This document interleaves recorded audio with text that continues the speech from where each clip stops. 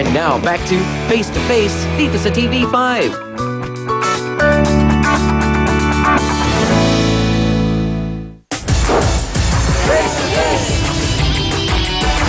Ang sabi po ni Mang Jolito, inakit daw siya at nagbigay ng motibo. Sino po yun? Yung kinakasama po ni Jasper, yung pinsan ko po. Ano pong pangalan? Si Mary Jane po. Mary Jane. Opo. Aba, parang kahawig ng Emmy Jane, Mary Jane. Ang hiling niyo sa Jane. Ilang taon po itong nang-akit sa inyo? 18 po. Ilan po? 18 years old po. 18. At kayo po ay ilang taon? 51 po. 51. Bakit ang sabi po nyo 60? Ilang taon na po ba? 60 Wala, po. hindi ko kilala, Miss. 1960. 60. Ah. So paano pong nangyaring inakit kayo ng 18? Kasi po ma'am, nakahiga po ako sa sala set na mahaba. Aha. Yung bag... Hindi ho sa salaset na maikli? Hindi po. Mahaba? Opo. Okay po. Opo. Kasi pag daw siya maligo, dumapat po siya rin sa may sala. Tinas pa ho niya yung panya, tapos naglagay siya ng lotion. Bakit hindi na lang ho kayo pumikit? Yung Para ako- iwas disgrasya. Umalis na lang po ako, pinabayaan ko na lang po yun. Ah, okay po. Tapos, may naulit pong mga ganong pangyayari? Meron pa po. Oho. Kasi nung mga pangatlong linggo na po, naliligo po siya dahil kasi halos dalawa na lang kami pong natitira sa bahay dahil kasi yung asawa niya po pumapasok sa ng panggabi, ako naman po sa umaga. Aho. Kaya bali dalawa na lang po kami natitira sa gabi. Yung time na po na patulog na po ako, pati siya, naligo siya po, nakita ko po yung pintuan, nakawang po. Diretsahang tanong, sumilip po muna kayo bago nyo sinara o hindi nyo sinara? Sumilip kayo? Pumasok na po ako. Ay, pumasok kayo! Lagot! Ate.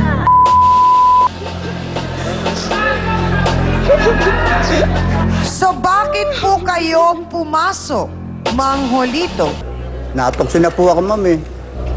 So ano pong naging reaksyon ng babae pagpasok po ninyo?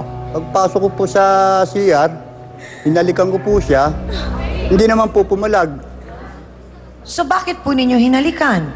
Nagustuhan ko na rin po siya eh. Ah, hindi ho kaya po ganun ang nangyari ay dahil po sa namimiss ninyo, si Emmy Jane. Isa na rin po yung dahilan na yun, kaya nagawa ko po yung ganun. Talagang naakit na po ako sa kanya, no? Kaya nagawa ko po yun eh. Ay, ikaw nga. So yun po, hindi kayo inakit. Kayo ang naakit, parang ganun. Dahil hindi Parang naman... gusto Hindi, kasi niya talaga, Chang. Parang po siya nagbibigay ng motibo eh. Talagang binuksan niya nga yung pintuan eh. Nakalimutan nyo rin po si Jasper na pinsan po ninyo na nagpatuloy po sa inyo nung Nawala na kayo'y po sa unang isip ko yun lumuwas eh, sa ma'am. Maynila. Nawala na po sa isip ko yung time na Opo. ganun. Pero bukod po doon, Mang Jolito, nabalitaan ko rin po na hindi na nga ho kayo nagbibigay ng pera kay Aling Emmy Jane, doon nyo na daw po binibigay kay Mary Jane. Totoo po ba yun? Opo. Sandali lang po. Diretsa ang tanong, yung Mary Jane po, mahal nyo. Mahal ko na rin po. Masasabi nyo po bang mahal niya kayo? Opo. Nararamdaman nyo na mahal ka niya? Opo. Na mahal ka nung Mary Jane? Opo.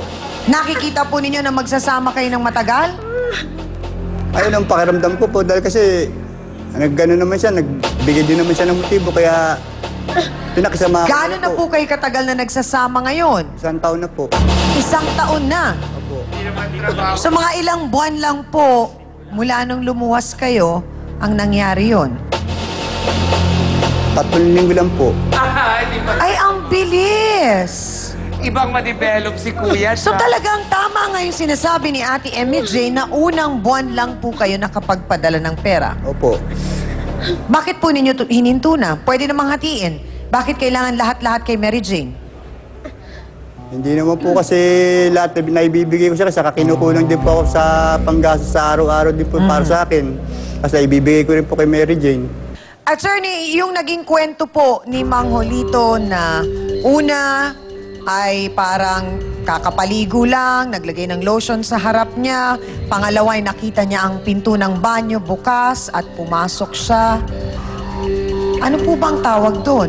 Nakikita po natin dito, Chang, nung sabi ni Mang Jolito, 18 lang po ngayon si Mary Jane. Sa makatwid po, nung mangyari yung mga bagay na yun, maring 17 lang siya. 17 lang yung bata. Opo.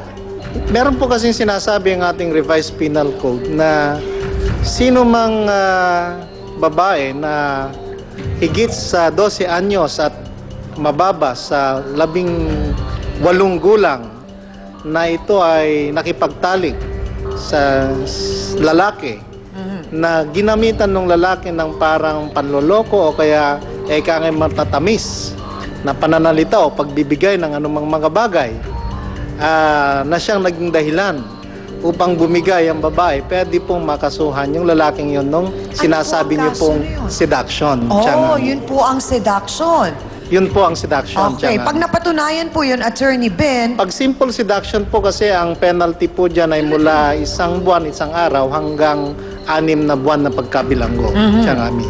ngayon po ay nagsasama daw nga si Mang Jolito at itong si Mary Jane ng halos 1 taon na. Kung sakasakali pong nais bawiin si Mary Jane ang kanyang mga magulang mula kay Mang Jolito, pwede po ba nilang gawin yon?